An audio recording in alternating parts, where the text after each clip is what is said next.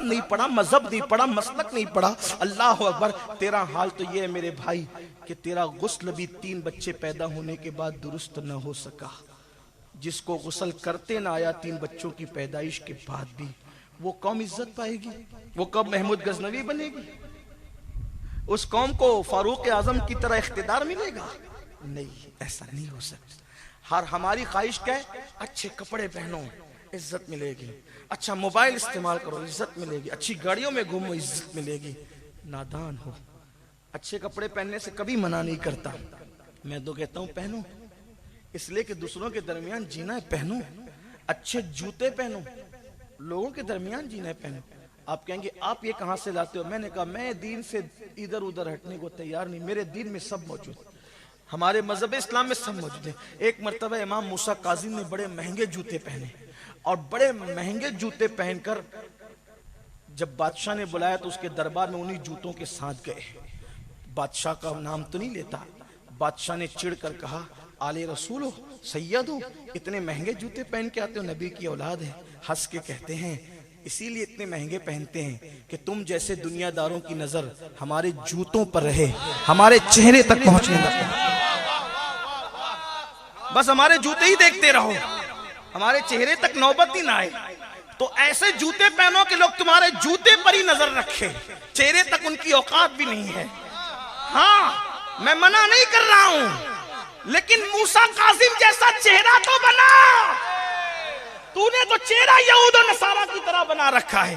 एक मर्तबा इमाम जाफर सादिक ने बड़ा कीमती जुब्बा पहना। एक हासिद आकर के कहने लगा, आले नबी होकर के इतने महंगे कपड़े पहनते हो। फौरन कुर्ता उठा दिया तो नीचे टाट था। बोला ये क्या है? तो कहा ये जो टाट है ना, उसके लिए, यार के लिए, और ये खूबसूरत जुब्बा तेरे जैसे मक्कार के लिए, ताकि लोग हमें हकीर ना समझ, ताकि लोग हमें हकीर। दुनिया में जीना है तो हमें लोगों के साथ इस तरह का रवैया करना होगा, लेकिन अंदर तो कुछ हो ना। अंदर किसी के लिए हो तो सब ऊपर ही ऊपर कर रहे हो। तो हमें इज्जत कपड़ों से नहीं, हमें इज्जत कीमती मोबाइल से नहीं, हमें इज्जत कारों से नहीं। आपको पता इज्जत मिलना कैसे है?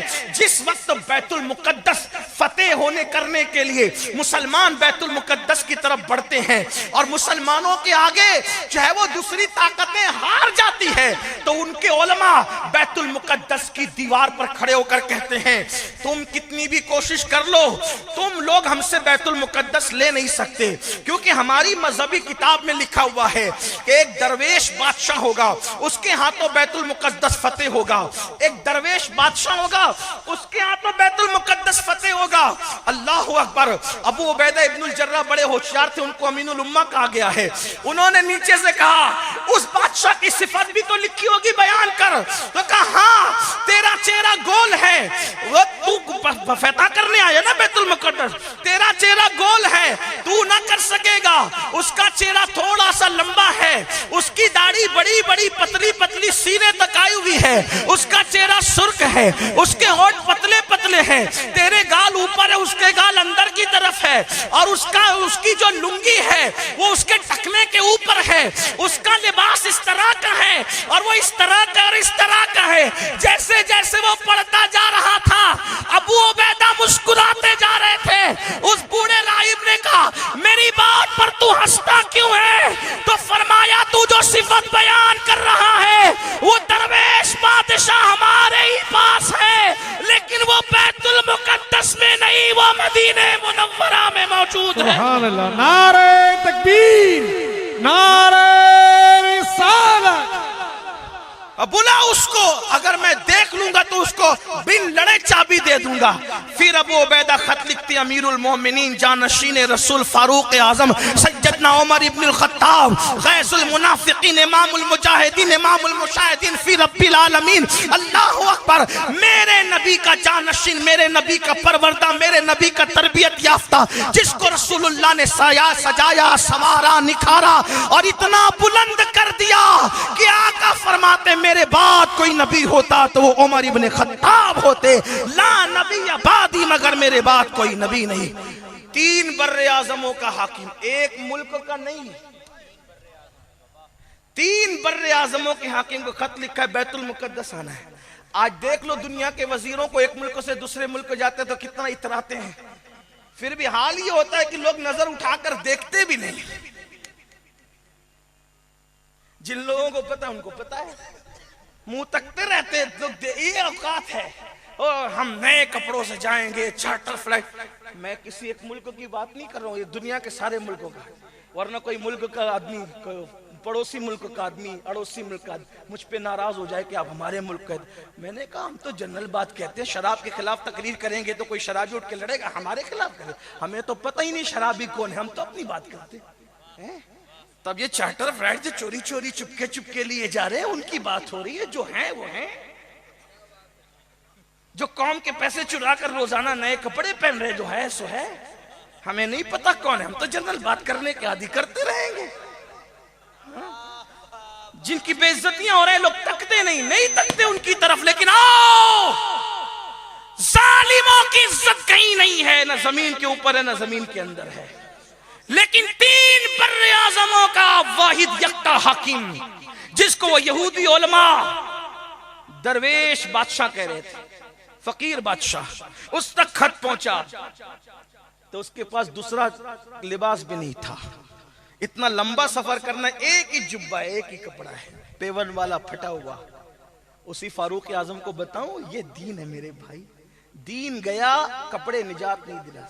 एक दिन फारूक आजम जुमा की नमाज में लेट आए, थोड़ा सुन ले, अगर बात आई है तो आपसे कहूं, खिलाफत राशिदा क्या है। हाँ, एक दिन जुमा की नमाज में लेट आए तो किसी ने कहा उमर तुम जुमा में लेट आने लगे, रसूलुल्लाह के दर में तो फजर से बैठते थे, अब तुम खलीफा हो गया, तुम लेट आते हो, नमाज तुमने पढ़ानी, तुम लेट आते हो। फारूक आजम की आंख में आंसू थे। फरमाया शायद तुमको इसका इल्म नहीं है कि मेरे पास यही एक जुब्बा, इसके अलावा दूसरा जुब्बा नहीं है। अब मैं फजर की नमाज पढ़कर जब घर जाता हूँ तो इस जुब्बे को धो करके सुखाता हूँ, जब सूख जाता है तो पहन कर आता हूँ। आज मदीने में सूरज नहीं निकला, बदली थी, जब सूरज नहीं निकला तो जुब्बा सूखने में लेट हो गया, इसलिए मैं आने में लेट हो गया। ये था इस्लाम का मानने वाला मुसलमान। आज तो सूद के धंधे करके महंगे महंगे कपड़े पे, अरे हलाल से अल्लाह ने दिया पहन, लेकिन हराम से क्यों पहन? जो हराम से, सूद से, हराम से, शराब के, जुए के धंधे करके कीमती कपड़े पहन रहा है, वो जहन्नम की आग ओढ़ रहा है अपने बदन पर। हलाल से कमाओ, हलाल से आप इस्तेमाल करो, लेकिन हराम क्या है? हराम का इस्लाम में कोई कॉन्सेप्ट नहीं, कोई तसव्वुर नहीं। और जब तक मुसलमान हराम में डूबा रहेगा उस वक्त तक अल्लाह की मदद कभी नहीं है। इससे बदतरीन हालात होंगे। मैं बद्दुआ के तौर पे नहीं कह रहा हूं, मैं यकीन और हक़ाइक़ के तौर पे कह रहा हूं। हम रहे न रहे, जो लोग रहेंगे वो देखेंगे। अगर मुसलमान अब भी नहीं सुधरा, इससे बदतरीन हालात होंगे। जंगल के दरिंदे, बकरियां, गधों, कुत्तों, बिल्ली के जो हालात लोग देखते हैं, उससे बदतरीन अमवात होगी लोगों की। कोई दफन करने वाला नहीं होगा, कफन के कपड़े मैसर नहीं होंगे अगर मुसलमान अब भी तौबा नहीं करते, मुसलमान अब भी अल्लाह की तरफ रुजू नहीं करते, मुसलमान अब भी नहीं पलटते।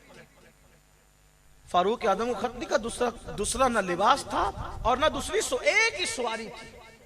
आपने वाकया सुना है, वाकया निगारी कोई मकसूद नहीं, सिर्फ इशारा दे रहा हूं ताकि नौजवानों को पता चले दौलत सब कुछ नहीं है, दौलत ईमान सब कुछ है।